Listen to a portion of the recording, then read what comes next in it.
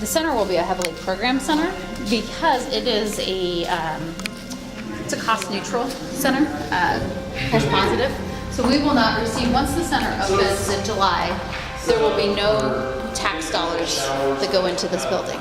We will be completely self-sufficient from staffing. None of our staffing costs will come out of general fund.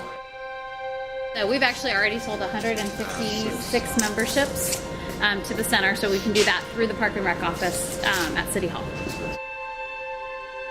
We will actually host a job fair next Saturday, the 19th. It'll be over at Heritage. We won't have access to this building yet, but so we'll take applications and do on-site interviews for our seasonal and part-time opportunities from 10 to 2.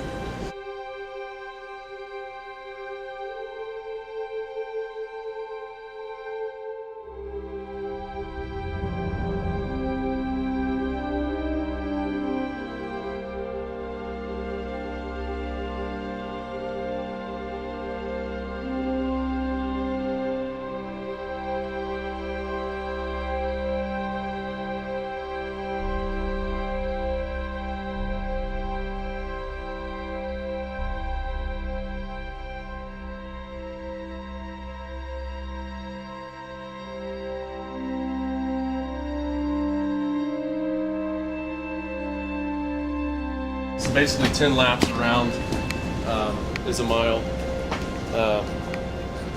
This kind of gives you, you'll have treadmills and ellipticals and everything here.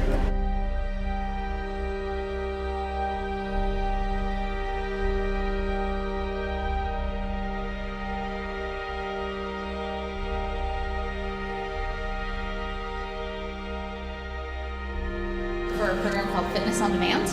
And so what that is it's an online program where they can plug in. We can either schedule it or they can come in and pick a class if it's open and decide what they're going to do. Rock climbing ground, diving perches, got 2 run out slides that go outside the building and come back in. Like the zero depth entry we were talking about earlier with all the different play features. There'll be different features along the wall, like that wall right there.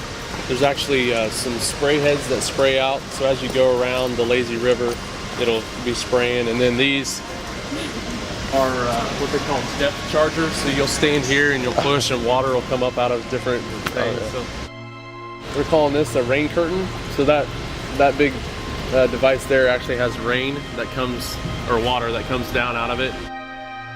That dome looking white thing up there, it's like a 30-minute cycle, and it starts with yellow and orange lights to mimic sun, and it has birds chirping, so it's set up with a speaker system. Then it goes to like more of a blue to represent like clouds coming in, and then it starts sprinkling, so water starts coming out lightly out of it. Then it turns to a dark blue and a black and purple, and it actually has subwoofers in there, and then there's thunder, so it relics a rainstorm, and water dumps out of there.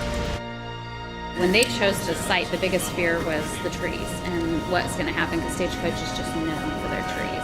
And so what trees had to be taken out or not, they were trees that were going to have to be taken out regardless. But McCown and BRS and the whole team really did an amazing job of sitting and taking the model and figuring out what direction the building had to go in order to have the least amount of impact on the nature. And one of the goals was to make sure that the big tree that everybody loves, besides the knowledge tree, that this tree was a center focus when we looked out the windows. And so this was all done very intentionally in how the facility went in.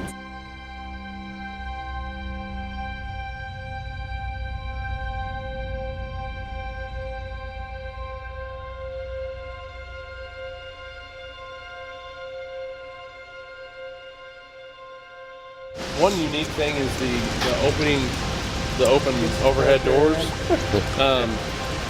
One of the challenges with that will be keeping the pool and the air in the space balanced. So it won't be able to open it in the winter and the hot summer, but there'll be times where they'll be able to utilize that.